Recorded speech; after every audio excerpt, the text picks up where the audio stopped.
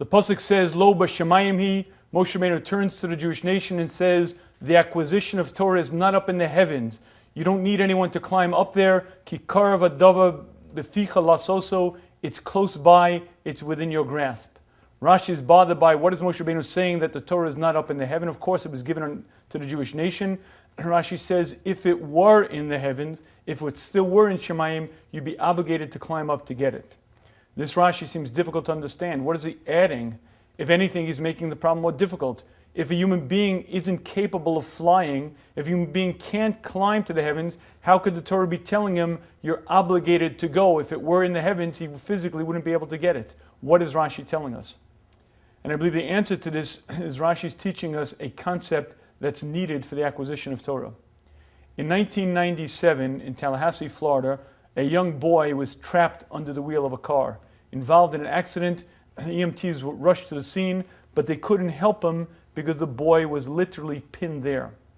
A bystander, seeing the situation, rushed over, grabbed the front of the car and literally lifted it up off the ground, freeing the boy.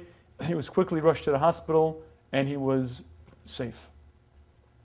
The interesting part of the story is that onlooker was not some burly fireman, not some trained medical professional. That onlooker was the boy's 63-year-old grandmother, Mrs. Laura Schultz. Dr. Charles Garfield read about this story when it became a media sensation.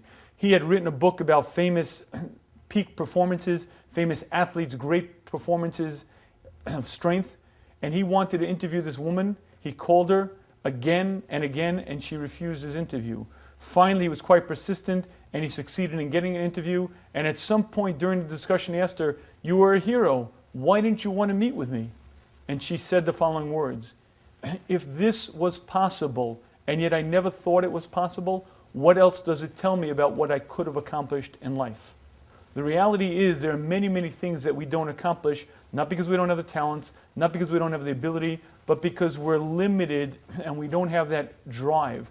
Every once in a while, a certain event will happen that we have to reach out and really pull all of our strength, all of our effort together, and we find we have far more abilities than we thought we did. I believe that's what Rashi is telling us. What Moshe Rabbeinu was saying to the Jewish nation is, you don't have to climb to the heavens. The Torah is not there. The Torah is accessible. But you need that motivation. You have to be so driven that you have to say to yourself, if it were up in the heaven, I would figure out a way to fly there.